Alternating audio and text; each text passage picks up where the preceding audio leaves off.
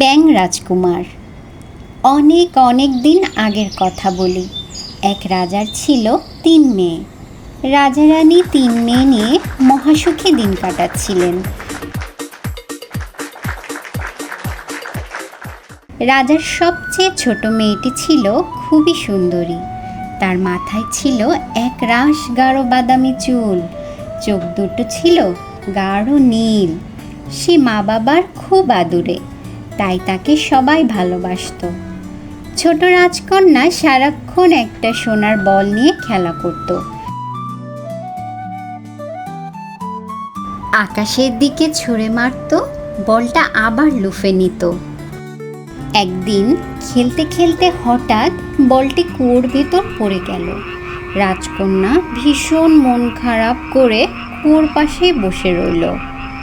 হঠাৎ একটা কর্কশ গলার আওয়াজ শুনে রাজকন্যা চমকে উঠল। দেখতে পেল একটা কুৎসিত সবুজ ব্যাঙ পাশের পুকুরে ভেসে উঠে তার কাছে এগিয়ে আসছে। ব্যাঙ তার খুব কাছে এসে জিজ্ঞেস করলো, তোমার কি হয়েছে রাজকন্যা? তুমি কাঁদছ কেন? ব্যাঙকে কথা বলতে দেখে রাজকন্যা দারুণ অবাক হলো। সে বলল, সত্যি আমার মনটা খুব খারাপ। আমার প্রিয় সোনার বলটা কুয়োয় পড়ে গেছে।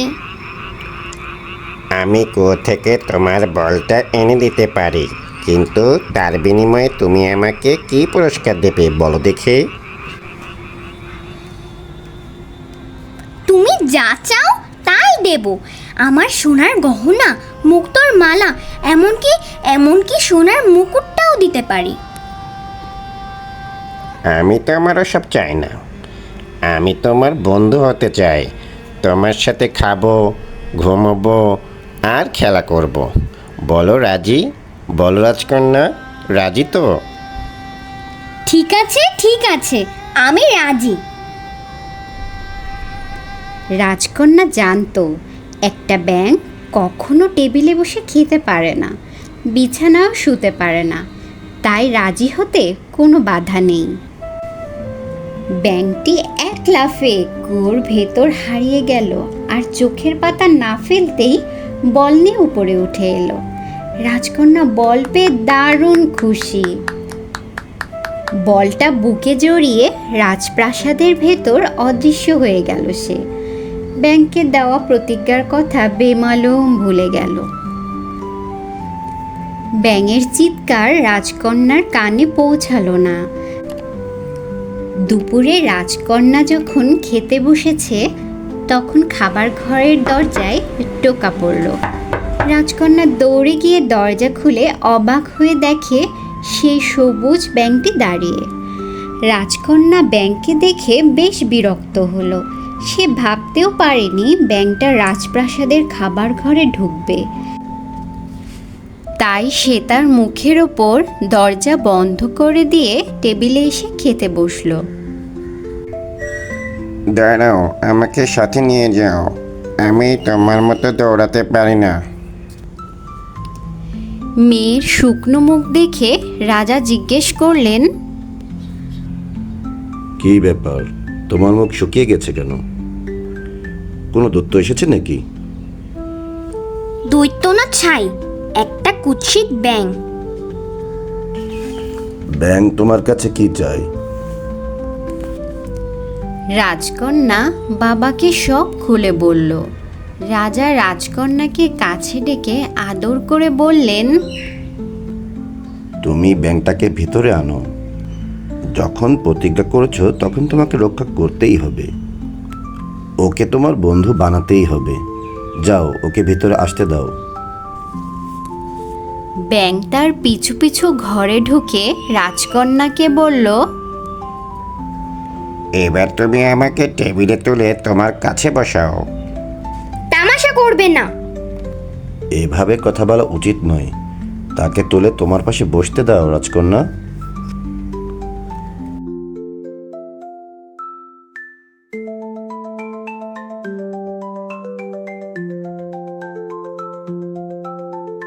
অনেক খাওয়া হয়েছে, আমার পেট ভরে গেছে।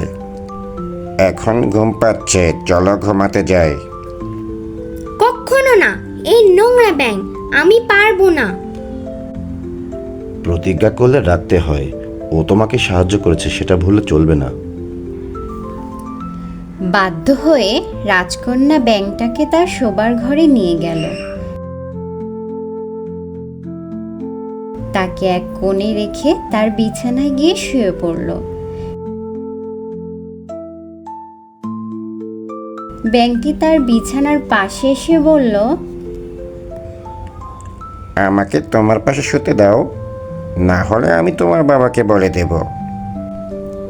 বাধ্য হয়ে রাজকন্যা ব্যাঙটাকে বিছানায় তুলে বালিশে শুয়ে চাদর দিয়ে ঢেকে শুয়ে পড়ল। কিছুক্ষণ পরই রাজকন্যা শুনতে পেল ব্যাঙটা ফুপিয়ে ফুপিয়ে কাঁদছে।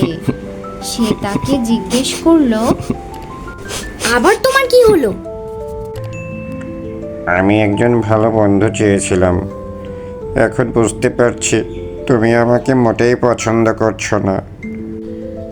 তার চেয়ে আমি আবার পুকুরে ফিরে যাই। ব্যাঙের কান্না দেখে রাজকন্যার মায়া হলো।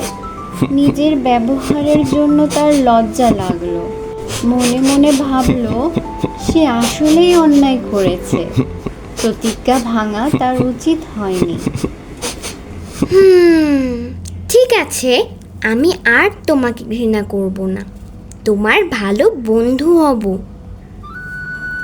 এ কথা বলে সে ব্যাঙটির মাথায় হাত রাখলো। হাত রাখার সাথে সাথে এক আশ্চর্য ঘটনা ঘটল। ব্যাঙটা হঠাৎ করে অপূর্ব এক রাজকুমারের মূর্তি ধারণ করলো। রাজকন্যা অবাক হয়ে তার দিকে তাকিয়ে রইল। এমন অদ্ভুত ঘটনা সে জীবনে কখনো দেখেনি। তোমাকে অনেক অনেক ধন্যবাদ। তুমি আজ আমাকে ডাইনির অভিশাপ থেকে মুক্ত করেছো। অনেক দিন আগে শিকার করতে বনে যাই, সেখানে আমি খুবই সুন্দরী একটি মেয়ে দেখতে পাই।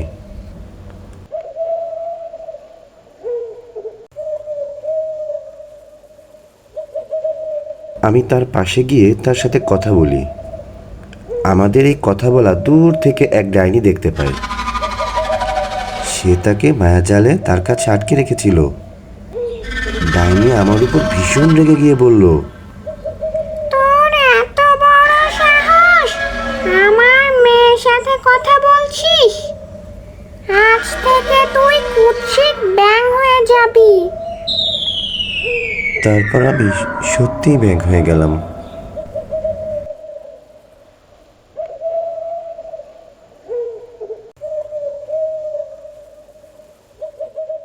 ঘুরতে ঘুরতে একদিন এক দরবেশের কাছে গিয়ে দুঃখের কথা বলে অনুরোধ করলাম আমাকে সাপ মুক্ত করতে। আমার কথা শুনে দরবেশের মায়া হলো।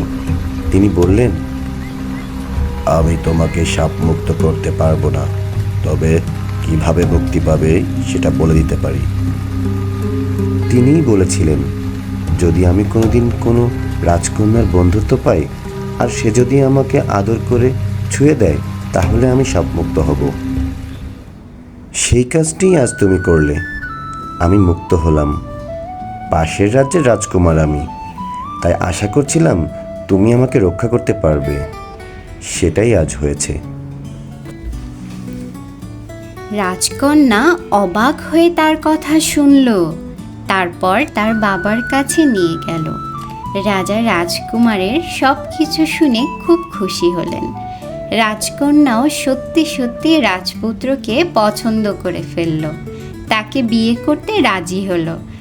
একদিন ধুমধামের সাথে দুই রাজার ছেলে মেয়ের বিয়ে হলো। রাজকন্যাকে নিয়ে ব্যাঙ রাজকুমার সুখে শান্তিতে দিন কাটাতে লাগলো। এরপর থেকে রাজকন্যার সোনার বল নিয়ে খেলা করায় রাজপুত্রও সাথী হলো। আমার চ্যানেলটি সাবস্ক্রাইব করো, লাইক, কমেন্ট, শেয়ার করতে ভুলবে না।